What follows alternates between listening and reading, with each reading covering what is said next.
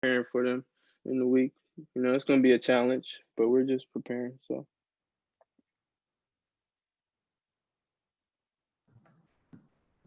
Our next question, looks like Matt, do you have another question for Shakur? Matt? Sure. Mel talked about yesterday seeking consistency in your guys' performance, and the first 3 weeks have been kind of obviously up and down. What's your take on that and the ability to try and, find that consistency on a week-to-week basis? You know, we just got to approach every day with the mentality to dominate on a day-to-day basis. What do you think? What's practice been like so far this week, coming off of obviously an outing that you guys were not happy with?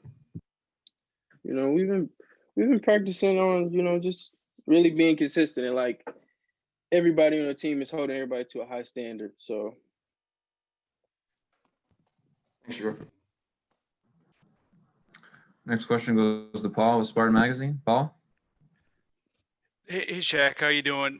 Just kind of wanted to know how you've handled some of the younger guys that are competing for playing time out there, what your message has been to them as they've been kind of pressed onto the field and in a role that maybe they haven't played before, and how you think they've handled that. I think everybody's handled their role very well. I mean, it's as a freshman, you get the little tingles, but I mean they've showed a lot of maturity in our room. We have some really good and talented young men in our room. And then as a follow-up to that, just kind of talk about the role that maybe Coach Barnett plays. And he seems like a guy that can really give people confidence and get them ready to go. Yeah, Coach B's, I call him the Don. He's a great coach.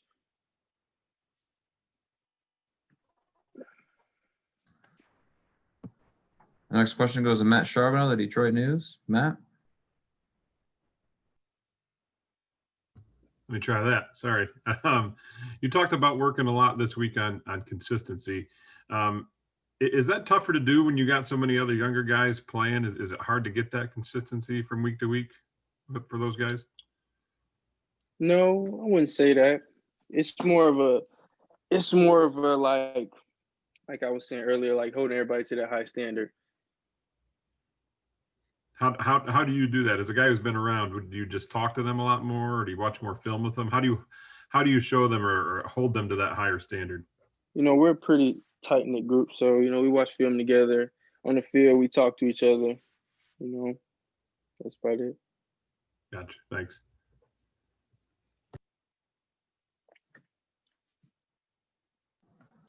We'll go back to Matt Wenzel with M Live. Matt? You're being you and Xavier being the veterans really in the secondary, I guess. How have you kind of talked about it a little bit, but how do you approach a kind of what I would assume is more of a leadership role for yourself this season in that group? I say every day we take the field like, okay, today everybody has their own goals. We need this amount of picks or this no catches. That's just how I approach practice every day, and they sort of follow up on that. Thanks. Our next question goes to Lindsey Huddleston.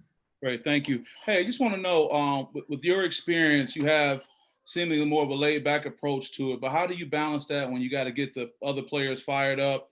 You got to get them excited based on everything you guys have kind of dealt with these first few weeks. I mean,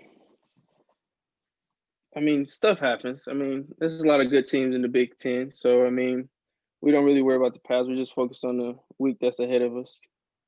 And as it relates to this week, is there anything that you say to your guys personally to get them going, or I should say, what kind of gets you going?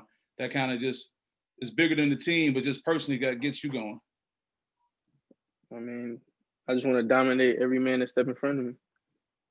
Okay. All right. Well, good luck. Thank you. I know I got started a couple minutes early and some people joined in. Just checking in if anybody has any more questions for Shakur.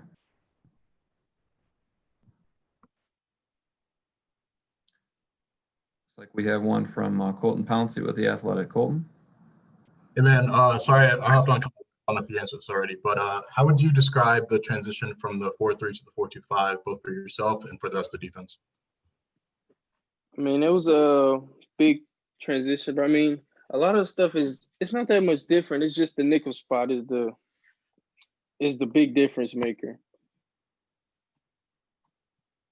And anything like, how's that gone for you specifically? Do you feel like you're more comfortable in that role than on the outside, or how are you kind of handling that transition? I mean, I love the nickel spot, but I mean, I'm filling the void wherever I'm needed. So Thanks. Next question goes to Rico Cooney with Spartan Magazine. Rico? Hey, good morning, Shakur. Hey, can you talk a little bit about your pregame ritual? I mean, a lot of guys, listen to music or do something. What do you do pregame to kind of get yourself hyped and get yourself ready to go? I mean, it's gonna sound kind of crazy, but I'm more of like an old school music type of guy. My favorite rapper is Jay-Z, so I just throw on the album and thug it out.